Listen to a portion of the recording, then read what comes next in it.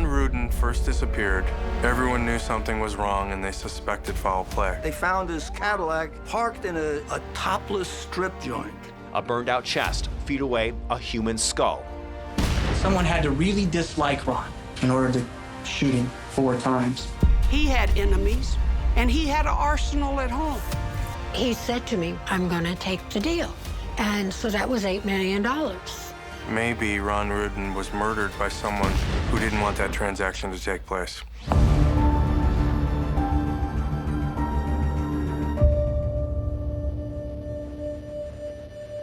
Ron Rudin was a well-known fixture in old Las Vegas. He made his fortune buying and selling real estate just as major corporations transformed the shady mob-owned casinos into massive monuments to excess. Although Ron was successful in his professional life, when it came to love, he was a bad bet, having been married 4 times. But as luck would have it, he met a beautiful Southern belle named Margaret and decided to play the odds one more time.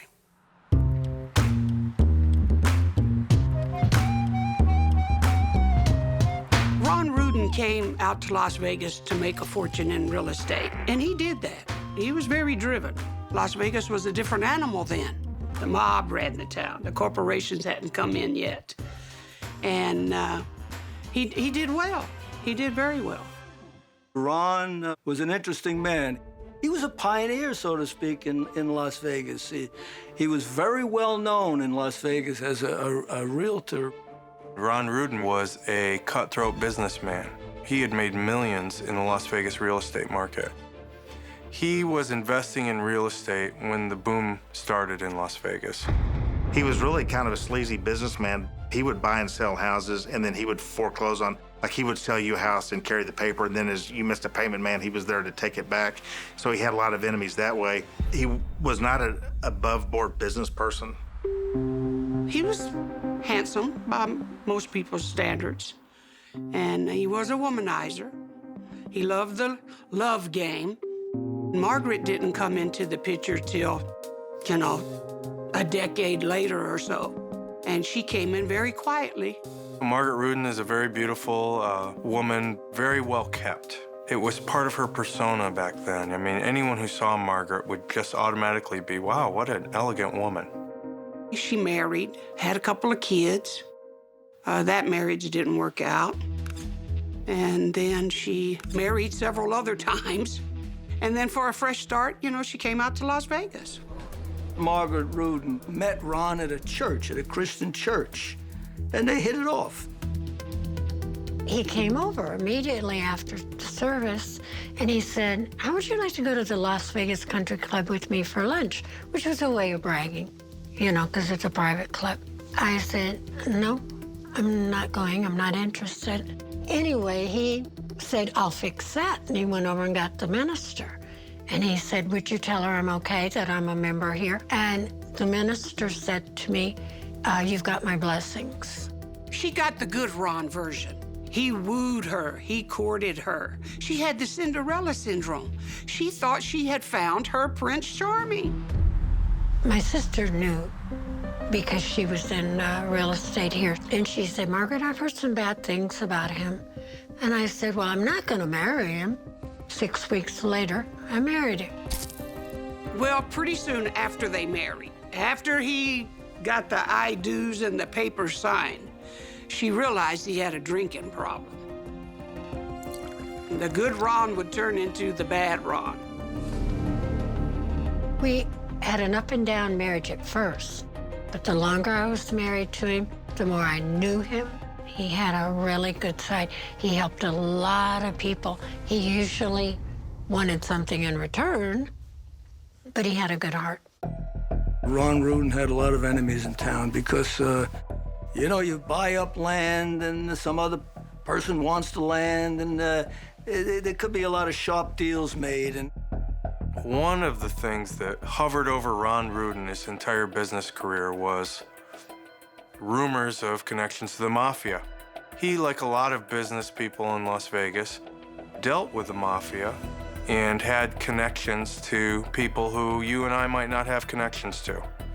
Another thing about Ron Rudin was he was a gun nut. He was consumed with guns. He had enemies, and he had an arsenal at home. Why would your average guy need 1,000 guns at home? Now, he was a gun dealer, but come on. You're gonna keep 1,000 guns at home in a private collection? Why you need all that firepower? He was heavily invested in Lee Canyon, which is a very gorgeous property in the area of Mount Charleston. That's about 45, 50 minutes northwest of Las Vegas. He sold it to a company called Olympia down in, I think, in Phoenix. And he said to me, when they give me $40,000 an acre, I'm gonna take the deal. And they did. And so that was $8 million. And he disappeared on Monday morning. When I got home, he wasn't there. He was supposed to have signed the deal with Olympia on Wednesday. The proposed transfer of land and exchange of money never happened after Ron Rudin disappeared. So that really fueled speculation that maybe Ron Rudin was murdered by someone who didn't want that transaction to take place. They said, we found your husband dead. He'd been shot. A hiker found human remains in a burned-out chest. To me, that's as staged as it could be. That had mob written all over it.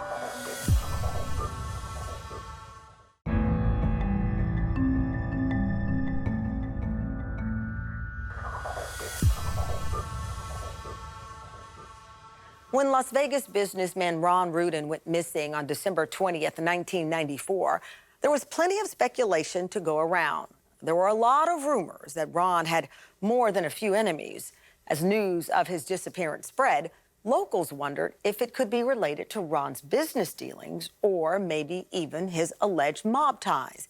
But without any actual evidence of foul play, Ron's absence was a total mystery. When Ron Rudin first disappeared, everyone knew something was wrong and they suspected foul play. The reason for this is Ron Rudin was a very meticulous businessman, hands-on guy, had to be involved in everything, and the fact that he didn't show up for work caused a lot of concern for people. Margaret Rudin was getting to be a suspect because she didn't report her husband missing right away.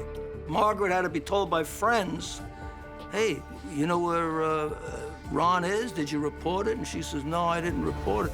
That was suspicious to the police officers. We reported him on the 20th. I had called, and I talked to a man. I wish I'd have got his name, but I didn't, on the morning that he didn't come back at Metro, and he said, oh, men do that all the time. Men do that. We don't even check them out until they're 48 hours. You know, he said, call me back after 48 hours. I think she was kind of low-hanging fruit for Metro detectives who didn't want to really dig into this case, because I think to really solve this case at the time, it was going to take a lot of work. And Margaret was there. Maybe she didn't react the way they thought she should have reacted, you know, when he was gone. Now, because he was very successful and he was a shrewd businessman, he had this directive. It says, in the event that I die under any suspicious circumstances, it is to totally be investigated, and the people who are closest to me, such as the trustees and Margaret, are to be investigated. Well, immediately, the trustees shut Margaret down. They left her with nothing. Within 10 days, after Ron disappeared, they shut off all bank accounts, all credit cards, told me they were going to repossess the car. They shut off all utilities that had been paid through the business. They even shut off newspapers. When Ron Rudin disappeared, it went for a period of months where no one really knew what happened to him. They found his Cadillac. He always had a black Cadillac. They found his Cadillac parked in a topless strip joint. They found his car at the Crazy Horse 2 Saloon, which was a mobbed-up joint. And when they found the car there was like 4 sets of footprints in there. And they didn't know why that was, so they had no idea why his car was parked there. The investigation went on for months with very few developments until a hiker found human remains in a burned-out chest, a trunk that was near Lake Mojave. When the police examined that crime scene, they found a bracelet in diamonds that said Ron. The remains were those of Ron Rudin. A forensic examination of the remains found that he had been shot in the head at close range. When I look at it, and the way they found the skull, and the way they found the fire, and the way they found the evidence out there, to me, that's as staged as it could be. That had mob written all over it. They were sending a signal. The police came to my door, and my heart sank because I knew. And they said, "We found your husband dead. He'd been shot." They did tell me he'd been shot, but they didn't tell me he'd been burned. Nelson's Landing, a remote area 40 miles from Las Vegas near Lake Mojave. A burned-out chest, feet away, a human skull. And another clue, a distinct custom-made bracelet spelling out R-O-N. Dental records would confirm it was the remains of Ron Rudin. They make a big deal about the fact when they went to her house to notify her that they found Ron's body, that she didn't seem like the grieving widow. Well, hell, by that time, he'd been gone for almost 6 weeks, and no one had been using his credit cards or his money or anything. They found his car at the mobbed-up strip club over there. She didn't think he was coming home. Augustine Lovato was a handyman who occasionally worked for Margaret Rudin, and he went to the authorities and told this incredible story that Margaret had hired him to dispose of some very valuable evidence in her bedroom, that there was a mattress that was covered in blood, carpet, and that there was also, he told this bizarre account of actually blood bubbling in a bathtub. This was 2 weeks after the seasoned Metro detectives came in, the missing persons guys, and got on their hands and knees and looked under the bed. They didn't see any big stains. They didn't see flecks of blood on the ceilings or anything. And a remarkable sort of thing, some skin divers apparently out at Lake Mead had found a weapon out there in the lake, and they brought it in, and it was apparently turned into the police, and lo and behold, they're claiming it was a match to Ron Rudin's weapon that had been reported, I believe, stolen in the past. It wasn't too long after that she took off. She knew she wasn't going to get any money. Why stick around? They hadn't indicted her, you know, so she left. Okay, I didn't flee. I left because my attorney took all the money that I had got from the estate. I decided I'm leaving. I can't take this place. I can't take all the underhanded, dirty things that are going on. They indicted her, you know, after the fact that she was gone, and then the big manhunt happened. There was a period of time where she was staying in a seedy hotel down in Arizona. She had to reinvent herself to stay ahead of the cops.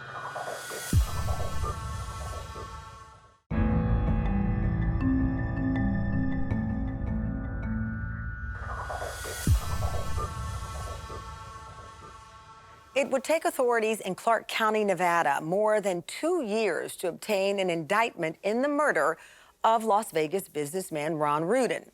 That indictment was against his 5th wife, Margaret. The only problem is that Margaret had left Las Vegas more than a year before. What ensued was a nationwide manhunt to find her.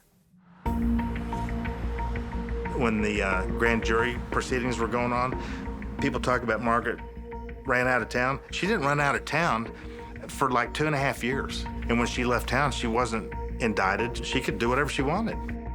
There was a period of time where she was staying in a kind of seedy hotel down in Arizona in the Phoenix area. And this case received a lot of publicity. America's Most Wanted did a piece on the murder of Ron Rudin, and somebody recognized her. They called the police. The police came, interviewed her. She had, of course, identification of somebody else. Police had a suspicion that she was Margaret Rudin, but the next day they tried to go back there and she went on the lam again. So she was on the lam from Phoenix. Then I heard she went to Mexico for a while. When she was in Mexico, I guess she had met someone else who was evading arrest. And she kind of learned some good tips on, kind of how to stay ahead of the cops. She had to reinvent herself to stay ahead of it and hopes possibly that, that something else would break that would deter them. She has led police through the states of Arizona, Illinois, and Mexico. She came to Revere in December of 1998, according to the Massachusetts State Police. There was a man I had met in Mexico who was only my friend. And he was having hip surgery and 2 knee surgeries, so he asked me if I'd come to Boston area and help take care of him because he was in a 2nd floor apartment and he needed help. So I told him everything. I said, I want you to know what you might be getting yourself in for. 2 weeks ago, Joe Lundergan of Revere made People magazine. Today, he made the People's Court, charged with knowingly giving harbor to a fugitive wanted on the charge of murder. We have probable cause to believe that he knew that she was wanted in Las Vegas for murder. I said, I am going to eventually be caught. But it was giving me more and more time to deal with putting the things in order, putting them in place, checking out things, finding out things I didn't know. And I had some good people helping me in the background. She slipped up. What she did was she liked the grandchildren a lot. And she used to send packages, but she didn't want to send them directly, so she sent them through an intermediary, I believe in St. George, Utah. And the police knew about this, and her address was on one of the packages, and they knew that she was in Revere, Massachusetts. Margaret Rudin might have looked attractive in any hair color, and she apparently tried them all after she fled from Las Vegas in 1997. She was wearing the black wig when the State Police Fugitive Squad found her in her bathroom Friday night. Margaret Rudin had a propensity for changing her hair colors, her name, she had at least 4, and her husband's. Of those, she had 5. And she's accused of murdering number 5, a Las Vegas multimillionaire. When Margaret Rudin was returned to Las Vegas to face murder charges, this was not an airtight case. And so the authorities had repeatedly tendered a plea agreement to her that would have allowed her to plead guilty to this and do a minimum amount of time and walk away from it. I talked it over with my mother. She wanted me to take it, and I said, Mom, I can't, because I have to admit I'm guilty, and I'm not guilty, so I'm not going to take it. Interestingly, she refused all those offers. Margaret repeatedly told them that she didn't do this and that, she wanted to go before a jury because she felt very strongly that she would be acquitted. If she had a cop to that just for a lesser plea so that she could have been freed, I think that would have stuck in her craw, so to speak, and she might not could have lived with that. She would be looking at roughly 2.5 years. I strongly encouraged her to take it because God gives you only so many years on this earth. And she said no. She was adamant that she wouldn't do it. They told me, if you will accept it now, you can walk now. And I should have. It was the worst opening statement that I've ever experienced in my life. No one watching that could feel comfortable for Margaret at that point. Repeatedly, Judge Bonaventure had to intervene and say, hey, what's going on here? What are you talking about?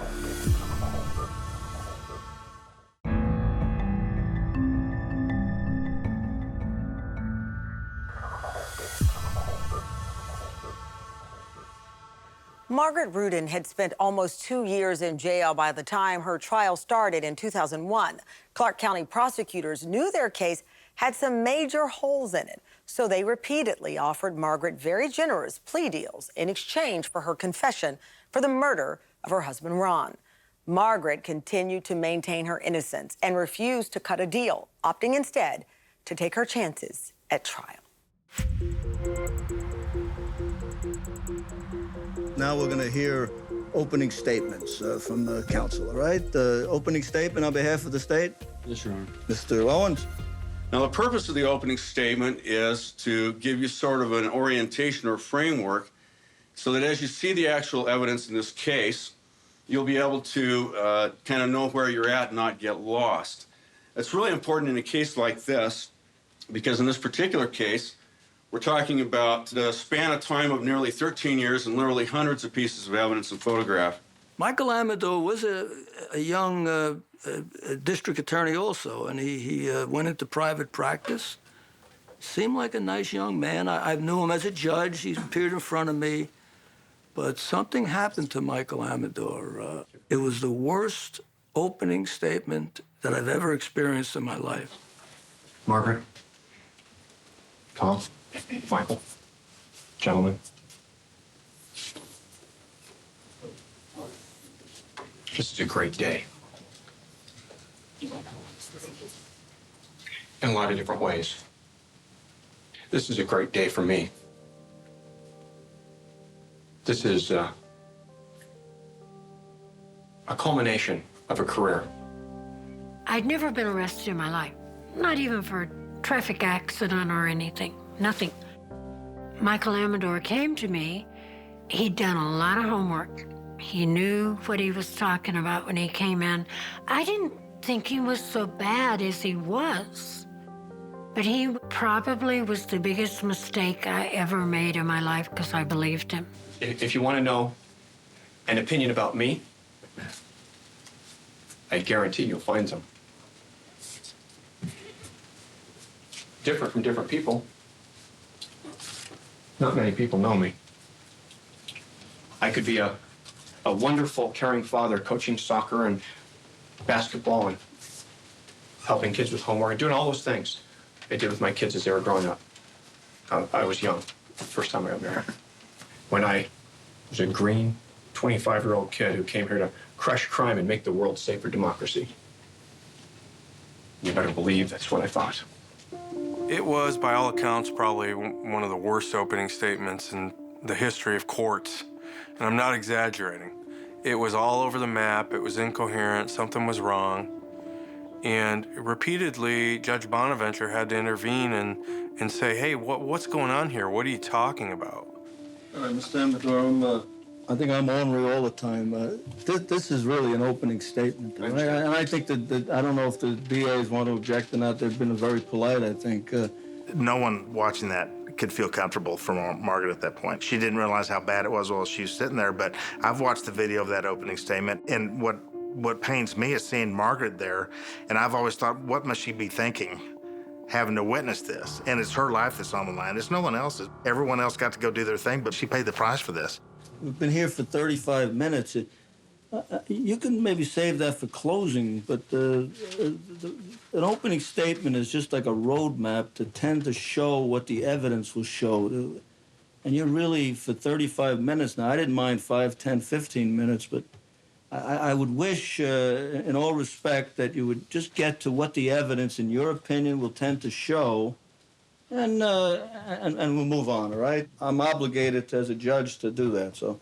I took it upon myself to call everybody in chambers and say, you know, Mr. Amador, this might be a little above your head here. Let me help you. Let me get some lawyers involved with this. So I had top-notch attorneys appointed at county expense, Tom Patero, John Mamet, to help him out and get the case moving. Mr. Rudin disappeared, and then at some point in time, they'd found a skull out in the middle of the desert. And you say you find a skull. Tell me actually what it is, how you see it, and what happens. I walked past it. I thought my friends were playing a joke on me, and they said, there's a human skull. And I turned around, and they had the flashlight on the skull, and we knew that it was a real human skull, and it wasn't a joke. Once you identify that it's a real human skull, what is it that you do? We go up the trail to Steve's vehicle, drive back to Las Vegas, and call Las Vegas Police Department. I was told that there was an area of a burned area, and there seemed to be remains of a body. So we proceeded to investigate this scene and approach. First thing we would do is do photography. This is a close-up view of that charred pit. And these long, slender items are metal strips that I recovered from this fire pit.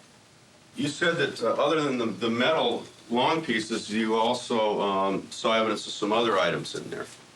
Yes, there's smaller items. There's pieces of wood, smaller metal pieces. I recovered a latch. And there were white, charred pieces, what appeared to be burned pieces of bone. In my opinion, Ron Rudin died as a result of multiple gunshot wounds to the head. Then they said that the trunk that the charred remains were found in was a trunk that had come from her antique store. Can you describe the trunk for the jury here? It was approximately, I'll say, 3 feet across, 2.5 feet wide, 2.5 feet long. They said a trunk was missing from my shop. I never had a trunk in that shop. Several more people testified there was no trunk in that shop. A diver at Lake Mead found a firearm wrapped in plastic at the bottom of the lake. Forensic examination found that this was, in fact, Ron Rudin's missing weapon. You recognize State's Exhibit 69? Yes, sir. And how is it that you recognize State's Exhibit 69? It's a Ruger handgun, 22 caliber, inside the same bags with the magazine laid next to it. Same form as I found it back then. I continued to pursue a comparison of those bullets and eventually came to the conclusion that the bullets from Ron Rudin were fired from the Ruger pistol, which I'd examined months before. So it was clear to the police that someone had used this gun to kill Ron, wrapped it in plastic, and disposed of it at the bottom of the lake. And the police were very resolute in saying that there's only 2 people that would have had access to this gun, Ron and Margaret Rudin. And their theory was, obviously, that Margaret had killed Ron for some financial gain. To stuff him in a trunk, load him in a van or some kind of vehicle, along with the gasoline it would take to burn up his body and to drive him out to Nelson's Landing, unload him, pour all the gas out, burn him up. I mean, it's just inconceivable that Margaret could have done that. This was never about a reward. This was about a man that was dead and that people loved him and he was missing. You know, you didn't know whether to believe him or not, but it was very important testimony because it linked her to the disposal of evidence.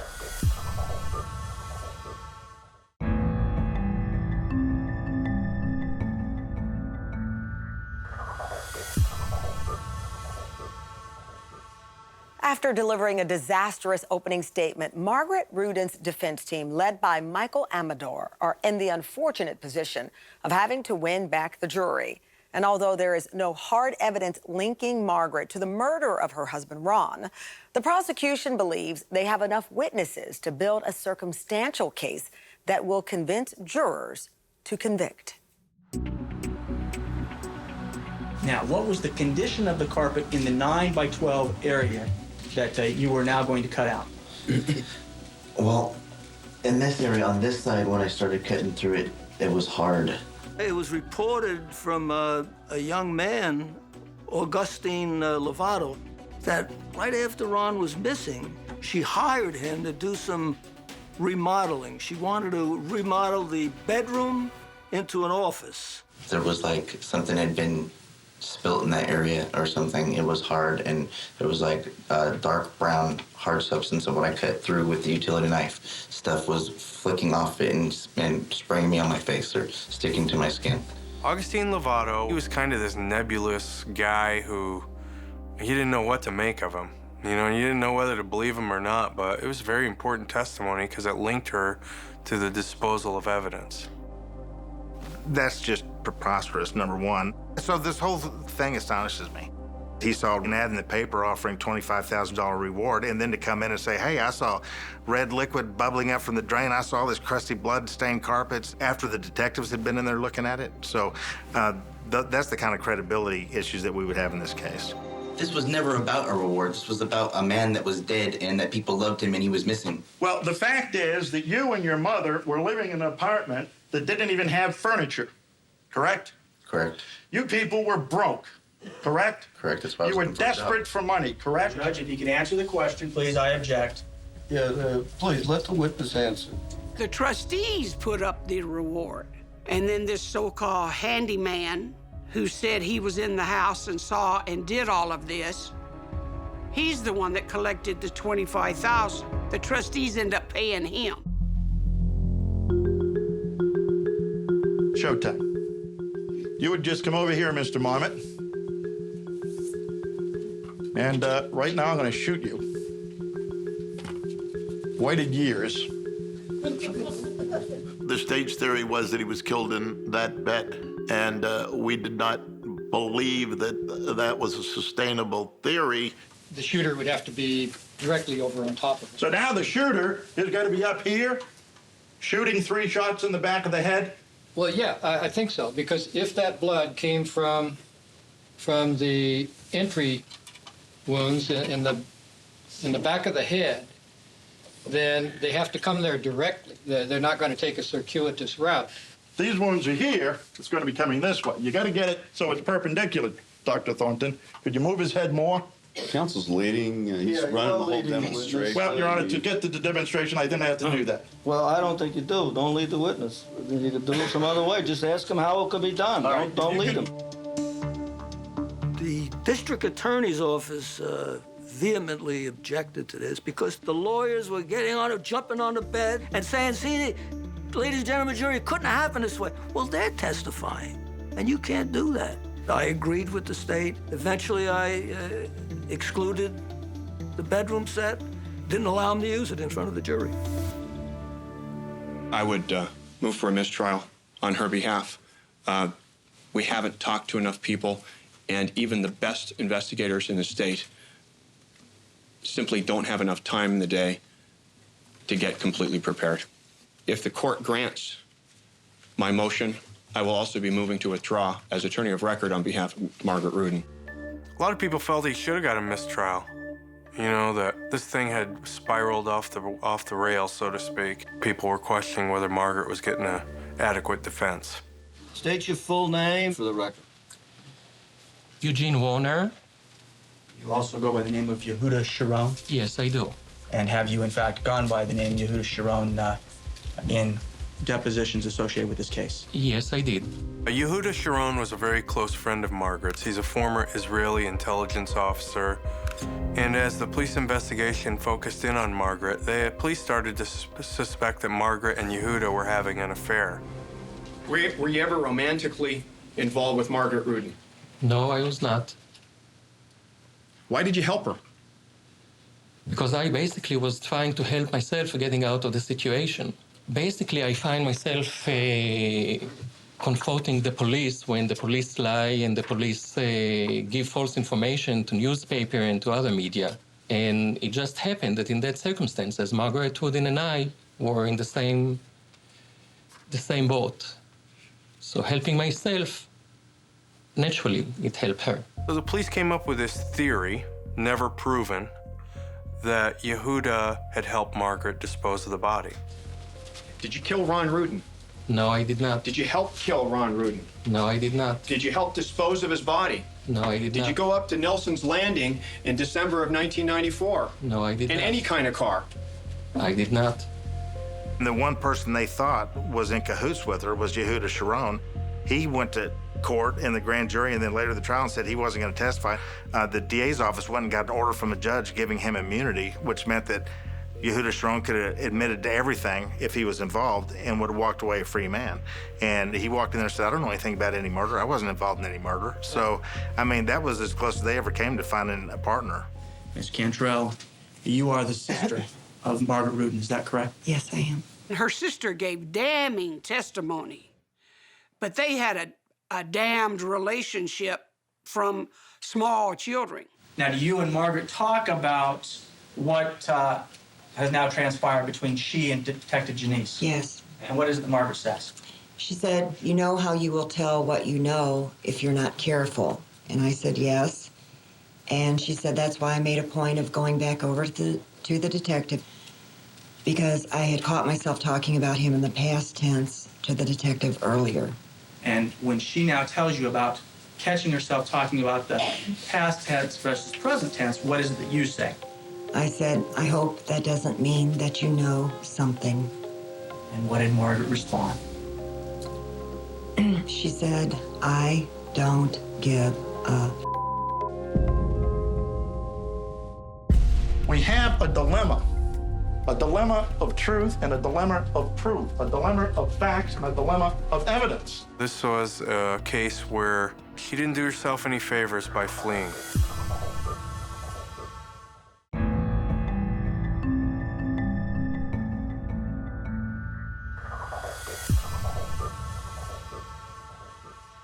Margaret Rudin's excruciating 6-week trial was marked by mistakes and mayhem. She asked for and was denied a mistrial due to the poor representation provided to her by her attorney, Michael Amado. Margaret's fate rests in the hands of the jury, who have to decide whether circumstantial evidence the state has presented is proof of her guilt. There are facts and circumstances that link Margaret Rudin to Ron Rudin's violent death. The facts and circumstances also would indicate that someone had to have malice for Ron. Someone had to really dislike Ron in order to shoot him 4 times. Donna talked to Margaret about the fact, well, gee, if Ron's so difficult, if it's so terrible at home, I thought you were going to divorce him. She said to me, he's not in good health. He can't even walk without being out of breath. And I think I'll wait. Wait for what? Wait for him to die?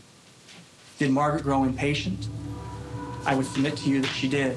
This is not an easy trial for anyone that was involved in it, but especially it wasn't easy for Margaret Rudin. Once again, the attorneys go home, the judges go home. The question is, does the defendant go home with you? We have a dilemma of truth and a dilemma of proof, a dilemma of facts and a dilemma of evidence. Because if, in fact, that was where this horrific deed took place, within 3 days, a member of the Las Vegas Metropolitan Police Department was in that room searching it with the consent of Margaret Rudin. And he did not see any of the things that the state has told you over and over must have been there. Margaret Rudin is not guilty because the evidence says it.